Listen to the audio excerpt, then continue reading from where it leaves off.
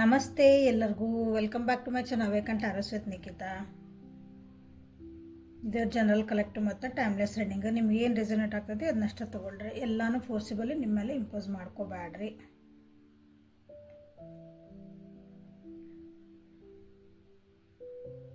ನಿಮ್ಮ ವ್ಯಕ್ತಿ, ನೀವು ಪ್ರೀತಿಸುವ ವ್ಯಕ್ತಿ, ನೀವು ಯಾರನ್ನು ಭಾಳ ಪ್ರೀತಿಸ್ತೀರಿ ಆ ವ್ಯಕ್ತಿ ನಿಮ್ಮ ಬಗ್ಗೆ ಏನು ಯೋಚಿಸ್ತಾರೆ ಅಂತ ನೋಡೋಣ. ಓಕೆ, ಸೊ ಯಾವ ವ್ಯಕ್ತಿ ಬಗ್ಗೆ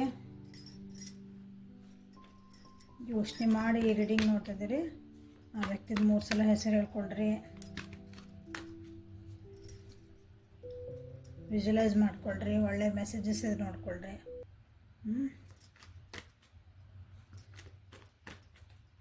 ಸೊ ಸ್ಟಾರ್ಟ್ ಮಾಡೋಣ reading.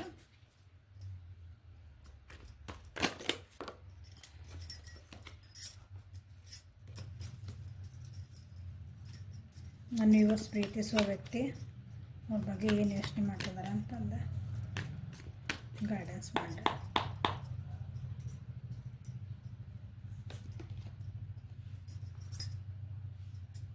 Five of Wands in reverse, Knight of Wands in reverse,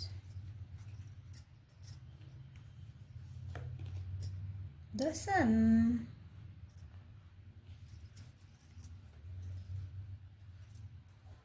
so ಲಾಸ್ಟಿಗಂತೂ ನಿಮ್ಗೆ ಕ್ವಶನ್ ಆನ್ಸರ್ ನಿಮ್ದಂದ್ರೆ ಏಂಜಲ್ ಆನ್ಸರ್ಸ್ ಅದು ಕಾರ್ಡ್ಸ್ ಇರ್ತಾವೆ. ಏನಾದರೂ ಕ್ವಶನ್ಸ್ ಇದ್ವು ಅಂದ್ರೆ ನೀವು ವಿಚಾರ ಮಾಡಿ ಇಟ್ಕೋಬೋದು. ಲಾಸ್ಟಿಗೆ ಅದಕ್ಕೆ ಆನ್ಸರ್ ಏನು ಸಿಗ್ತಾವೆ ಅಂತ ನೋಡ್ಬೋದು. ಸೊ ನನ್ನ ವ್ಯೂವರ್ಸ್ ಪ್ರೀತಿಸುವ ವ್ಯಕ್ತಿಗಳ ಬಗ್ಗೆ ಏನು ಯೋಚನೆ ಮಾಡ್ತಾರೆ. ಒರೆಕಲ್ ಕಾರ್ಡ್ಸಿನ ತೆಗಿತೇನೆ. Let go of the control issues, children, stay optimistic about your life, love life.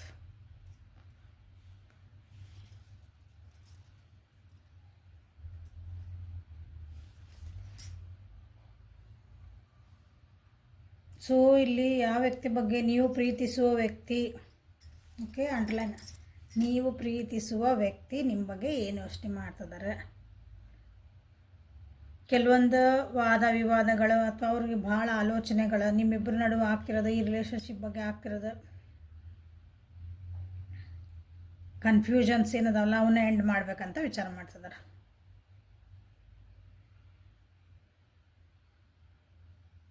ಕೆಲವೊಂದು ವಿಷಯಗಳ ಬಗ್ಗೆನೇ ಚರ್ಚೆ ನಡೀತಾ ಇತ್ತು ಅನಿಸುತ್ತೆ ನಿಮ್ಮ ಈ ರಿಲೇಷನ್ಶಿಪ್ ಒಳಗೆ ಈ ವ್ಯಕ್ತಿ ಜೊತೆಗೆ.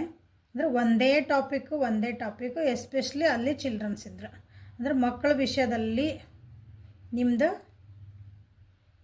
ರಿಲೇಷನ್ಶಿಪ್ ಒಳಗೆ ಅದು ವಿವಾದಗಳು ಮಾತುಕತೆಗಳು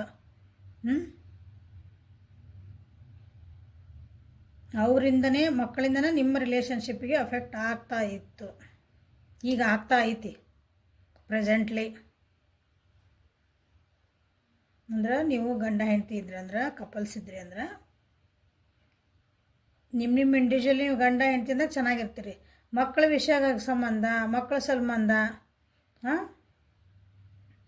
ನಿಮ್ದು ಏನೋ ಮಾತುಕತೆಗಳು ಹೋಗಿ ನೀವು ಸೆಟ್ ಮಾಡ್ಕೊಳೋದಿರ್ಬೋದು, ಮಕ ತಿರುಗಿಸೋದಿರ್ಬೋದು.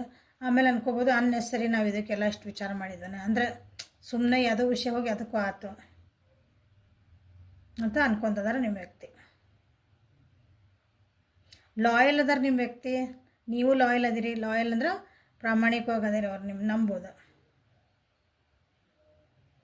ಇಷ್ಟೆಲ್ಲ ಇದ್ರೂ ನಿಮ್ಮನ್ನು ನಂಬೋದು ಅವರು, ಅಂದರೆ ನಿಮ್ಮನ್ನು ನಂಬ್ತೇನೆ ನಾನು ಅಂತ ಹೇಳ್ತಿದ್ದಾರೆ ಅವರು.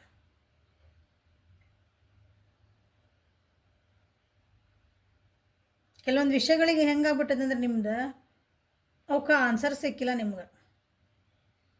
ಒಂದೇ ಕ್ವಶನ್ ಉದಾಹರಣೆ ಅಂತಂದ್ರೆ ಇದಕ್ಕೆ ನಾ ಏನು ಮಾಡಲಿ, ನೀ ಹಿಂಗೆ ಯಾಕದೆ ಅಂತ ಏನೋ ಕೇಳಿದ್ರೆ ಅಂದ್ರೆ ಅದಕ್ಕೆ ಆನ್ಸರ್ ನಿಮ್ಮ ಕಡೆಯಿಂದ ಒಂದೇ ಸೇಮ್ ಬರ್ತೈತಿ. ಅದಕ್ಕೆ ಪ್ರಶ್ನೆ ಅಲ್ಲೇ ಉಳಿತೈತಿ, ಕ್ವಶನ್ ಆನ್ಸರ್ ಅಲ್ಲೇ ಸಿಗ್ತೈತಿ ಹಿಂಗೆ. ಸೊ ನಿಮ್ಮ ವ್ಯಕ್ತಿ ಅಂದ್ರೆ ಅನ್ಕೊತದಾರ ಕೆಲವೊಂದು ವಿಷಯಗಳದಾವಲ್ಲ, ಅದು ಟೈಮ್ ಬಂದಾಗ ತಾನಾಗಿನೇ ಸರಿ ಆಗಲಿ ಅಥವಾ ತಾನಾಗಿನೇ ಅವು ಗೊತ್ತಾಗಲಿ ನಮಗೆ. ಫೋರ್ಸಿಬಲಿ ನಾವು ಅವನ್ನ ಕಂಡು ಹಿಡಿಯೋದು ಬೇಡ. ಫೋರ್ಸಿಬಲಿ ನಿಮ್ಮನ್ನ ಕಡೆಯಿಂದ ಏನು ಇಸ್ಕೊಳೋದು ಅದನ್ನು ಹೇಳು ಅನ್ನೋದು ಬೇಡ. ನ್ಯಾಚುರಲ್ ಆಗಿ ತಾನಾಗಿ ಟೈಮ್ ಬಂದಾಗನ ಅವು ಓಪನ್ ಅಪ್ ಆಗಲಿ ಅಂತನ ಯೋಚನೆ ಮಾಡ್ತಿದ್ದಾರೆ ಕೆಲವೊಂದು ವಿಷಯಗಳಿಗಾಗಿ. ಮೋಸ್ಟ್ಲಿ ನೀವು ಏನು ಮಾತಾಡ್ಕೊಂಡಿರ್ತೀರಿ ಅಥವಾ ಏನು ಅದು ವಿಷಯ ಹೇಳಿದ್ನಲ್ಲ ಈಗ ಅನ್ಫೋರ್ಡ್ ಆಗಲಿ ಅಂತ ಅವ್ರು ಬಿಟ್ಟಿದ್ದ ವಿಷಯ, ಅದ್ರ ಸಲುವಾಗಿ ಭಾಳ ಜಗಳ ಮಾಡಿರಿ ಅನಿಸತಿ. ಅದ್ರ ಸಲುವಾಗಿ ಬೇರೆಯವ್ರ ಕಡೆಯಿಂದ ಮಾತುಕತೆನೂ ಕೇಳಿರಿ. ನಿಮ್ಮ ರಿಲೇಷನ್ಶಿಪ್ ಅದರಿಂದನೂ ಹಾಳಾಗಿರ್ಬೋದು, ಮನಸ್ಸುಗಳ ನೋವಾಗಿರ್ಬೋದು, ಮನಸ್ತಾಪಗಳಾಗಿರ್ಬೋದು. ಬಟ್ ಈಗಿಲ್ಲ, ಅದ್ರ ಬಗ್ಗೆ ಮಾತಾಡೋದು ಬೇಡದು. ಯಾವಾಗ ಟೈಮ್ ಬರ್ತದೆ ಅವಾಗ ಗೊತ್ತಾಕತಿ ಅಥವಾ ಹೇಳಲಿ ಹಿಂಗೆ.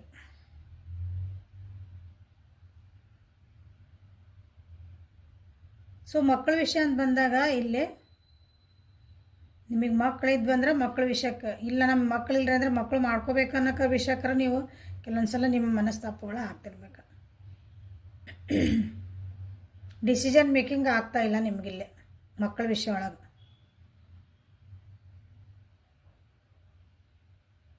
ಹಂಗಂದು ನೀವು ಮಕ್ಕಳ ಜೊತೆಗೆ ಪ್ರೀತಿಯಿಂದ ಇಲ್ಲ ಅಥವಾ ನಿಮ್ಮ ಫ್ಯಾಮಿಲಿ ವೈಸ್ ನೀವು ಖುಷಿಯಿಂದ ಇಲ್ಲ, ಖುಷಿ ಐತಿರಿ. ಬಟ್ ಕೆಲವೊಂದು ಪರ್ಟಿಕ್ಯುಲರ್ ವಿಷಯಕ್ಕೆ ನನ್ನ ಮಕ್ಕಳು ಚೆನ್ನಾಗಿ ಓದಕತ್ತಿಲ್ಲ ರೀ, ನನ್ನ ಮಕ್ಕಳಿಗೆ ನಾನು ನಾಳೆ ಅಂದರೆ ಈಗ PUC ಓದ್ತಿರ್ತಾರೆ, ಮುಂದೆ ಏನು ಮಾಡ್ಬೇಕು ಅವ್ರು ಅನ್ನೋದು ನಮಗೆ ಡಿಸಿಷನ್ ಆಗಕತ್ತಿಲ್ಲ. ನೀವೊಂದು ಡಿಸಿಷನ್ ಹೇಳ್ತೀರಿ, ನಿಮ್ಮ ಸ್ಪೋರ್ಟ್ಸ್ ಒಂದು ಡಿಸಿಷನ್ ಹೇಳ್ತಾರೆ. ಸೊ ಅದಕ್ಕೆ ಸ್ಟಾರ್ಟ್ ಇಲ್ಲ, ಅದನ್ನು ಒಬ್ರು ಡಾಕ್ಟರ್ ಆಗಬೇಕು, ಒಬ್ರು ಇಂಜಿನಿಯರ್ ಆಗಬೇಕು, ಒಬ್ರು ಲಾಯರ್ ಆಗಬೇಕು, ಇನ್ನೊಂದು ದಿನ ಆಗಬೇಕು, ಸ್ಟಾರ್ಟ್ ಅಲ್ಲೇ ಅದ್ರ ಸಲುವಾಗಿ. ಸೊ ಇಂಥ ಬಿಡ್ರಿ.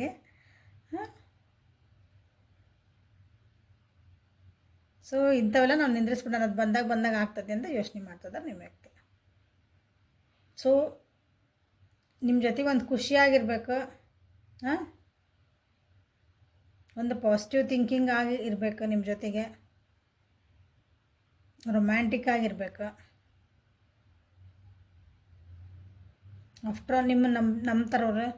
ಸೊ ಆ ನಂಬಿಕೆ ಇನ್ನೊಂದು ಸ್ವಲ್ಪ ಗಟ್ಟಿ ಮಾಡ್ಕೋಬೇಕು. ಸನ್ ಕಾರ್ಡ್ ಬಂತಲ್ಲ, ಹೌದಾ? ಫುಲ್ ಹ್ಯಾಪಿ ಖುಷಿ, ಸನ್ಶೈನ್. ಈಗ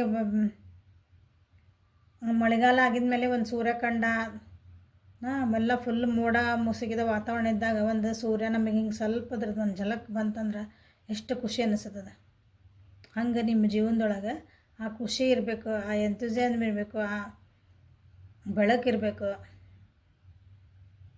ಒಂದು ಫ್ಯಾಮಿಲಿ ಅಂತ ನಿಮ್ಮ ಜೊತೆಗೆ ಇರಬೇಕು. ನಿಮ್ಮ ಜೋಡಿ ಒಂದು ಫ್ಯಾಮಿಲಿ ಕಮಿಟ್ಮೆಂಟ್ ಇಲ್ಲ, ನಾವು ಕಪಲ್ಸ್ ಅಲ್ಲ ಅಂದಾಗ, so we want to make a family. ಹಂಗೆ ಸೊ ಇಲ್ಲಿ ಕಪಲ್ಸ್ ಇಲ್ದವರು, ಆಲ್ರೆಡಿ ಮ್ಯಾರೇಜ್ ಆಗ್ಲಾರ್ದಾರ ಇಲ್ಲ ಅದಿರಿ ಕೆಲವೊಬ್ರು. ಸೊ ಈ ರಿಲೇಷನ್ಶಿಪ್ನ ಮ್ಯಾರೇಜಿನ ಮಟ್ಟ ತೊಗೊಂಡು ಹೋಗಬೇಕು ಅಂತಲೇ ನಿಮ್ಮ ವ್ಯಕ್ತಿ ವೆಡ್ಡಿಂಗ್ ಅಂತ ಸೀರಿಯಸ್ ಆಗಿ ವಿಚಾರ ಮಾಡ್ತಿದ್ದಾರೆ. ಸೊ ಈಗ ನಿಮ್ಮಿಬ್ಬರ ನಡುವೆ ಏನೇ ನಡೀತಿರಲಿ, ಏನೇ ಮಾಡಲಿ, ಸ್ವಲ್ಪ ಫೇತ್ ಇಟ್ಕೊಳ್ರಿ.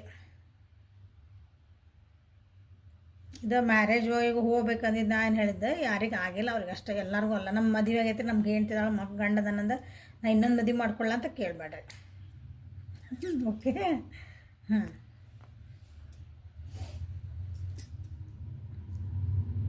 ಸೊ ಲೆಟ್ ಗೋ ಮಾಡೋದನ್ನು ಕಲಿಬೇಕು. ಇಲ್ಲೇ ಕೆಲವೊಂದು ವಿಷಯಗಳಿಗಾಗಿ ನಾವು ಅಂದರೆ ನಮ್ಮ ರಿಲೇಷನ್ಶಿಪ್ ನಾವು ಸರಿ ಇಟ್ಕೋಬೇಕಂದಾಗ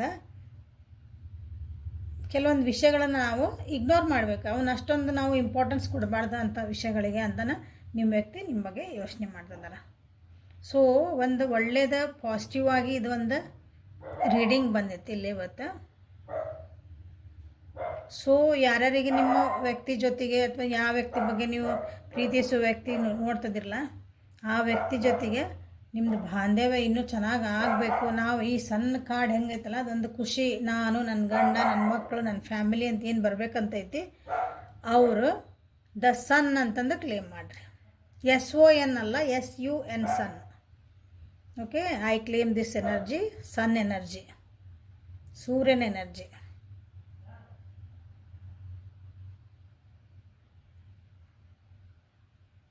ನಿಮ್ದು ಯಾರಾದರೂ ನಿಮ್ಮನ್ನು ಬಿಟ್ಟು ಹೋಗಿದ್ರು ಅಂದ್ರೂ ನಿಮ್ಮ ಬಗ್ಗೆ ಯೋಚನೆ ಮಾಡ್ತಿದ್ದಾರೆ, ನಿಮ್ಮ ಜೊತೆಗೆ ವಾಪಸ್ ಬರ್ಬೇಕಂತಾನೆ.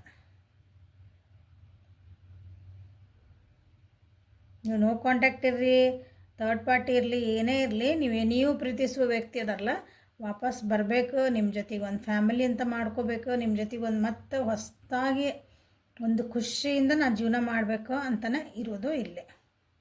ಓಕೆ, ಸೊ ಕ್ಲೇಮ್ ಮಾಡಿರಿ ಎನರ್ಜಿನ. ಓಕೆ, ಸೊ ಇದು ಇವತ್ತಿಂದ ರೀಡಿಂಗ್. ನಿಮ್ಮ ವ್ಯಕ್ತಿ ನೀವು ಪ್ರೀತಿಸುವ ವ್ಯಕ್ತಿ ನಿಮ್ಮ ಬಗ್ಗೆ ಏನು ಯೋಚನೆ ಮಾಡ್ತಿದ್ದಾರೆ ಅಂತಂದು. ಸೊ ಏಂಜಲ್ ಆನ್ಸರ್ಸ್ ನಿಮ್ದು ಏನಾದರೂ ಕ್ವಶನ್ಸ್ ಇದ್ದರೆ ಕೇಳ್ಕೊಬೋದು. ಸೊ ಇವತ್ತು 3 ಕಾರ್ಡ್ ತೆಗಿತಾನೆ. ನಿಮ್ದು ಏನಾದರೂ ಆನ್ಸರ್ಸ್ ಇದ್ರೆ, ಕ್ವಶನ್ಸ್ ಇದ್ರೆ, ಸಾರಿ ಆನ್ಸರ್ಸ್ ಅಲ್ಲ, ಕ್ವಶನ್ಸ್ ಇದ್ದರೆ ಏಂಜಲ್ಸನ್ನ ಕೇಳ್ಕೊಳ್ರಿ. ಅದಕ್ಕೆ ಏನಾದರೂ ಗೈಡೆನ್ಸ್ ಸಿಗ್ಬೋದು, ಉತ್ತರ ಸಿಗ್ಬೋದು, ಎಸ್ ಆರ್ ನೋ ಅಂತಲೂ ಸಿಗ್ಬೋದು. ಕನ್ಫ್ಯೂಸ್ ಇದ್ದರೆ ಅದಕ್ಕೇನೋ ನಿಮ್ಗೊಂದು ಆನ್ಸರ್ ಸಿಗುವಂಥದ್ದು ಸಿಗ್ಬೋದಲ್ಲ, ಸಿಕ್ಕೇ ಸಿಗ್ತದೆ. Okay, card number 1, card number 2, card number 3. So 3 questions ಇದ್ದರೆ 3 ಕ್ವಶನಿಗೆ ಒಂದೊಂದು ಕಾರ್ಡ್ ಅಂತ ನೀವು ಸೆಲೆಕ್ಟ್ ಮಾಡ್ಕೋಬೋದು. ಪಾಸ್ ಮಾಡಿರಿ, ವಿಡಿಯೋ ಪಾಸ್ ಮಾಡಿರಿ. ಪಾಸ್ ಮಾಡಿಕೊಂಡು ಯಾವ್ಯಾವ ಕಾರ್ಡ್ ಬೇಕಂತಂದು ಸೆಲೆಕ್ಟ್ ಮಾಡಿಕೊಂಡು ಆಮೇಲೆ ರೀಡಿಂಗನ್ನು ಕಂಟಿನ್ಯೂ ಮಾಡ್ಬೋದು. ಸೊ ಕಾರ್ಡ್ ನಂಬರ್ 1 ಯಾರು ಸೆಲೆಕ್ಟ್ ಮಾಡ್ಕೊಂಡ್ರಿ ಅವರಿಗಾಗಿ ಅನ್ಲೈಕ್ಲಿ. ಸೊ ನೀವೇನು ಅಂದ್ಕೊಂಡಿರಿ ಅಥವಾ ನೀವೇನು ಕ್ವಶನ್ ಕೇಳ್ಕೊಂಡಿರಿ, ನೀವೇನು ಕನ್ಫ್ಯೂಷನ್ಸ್ ಒಳಗದಿರಿ, ಅದು ಆಗುವಂಥ ಸಾಧ್ಯತೆ ಇಲ್ಲ ಅಂತ ನಿಮಗೆ ಹೇಳ್ತಿದ್ದಾರೆ.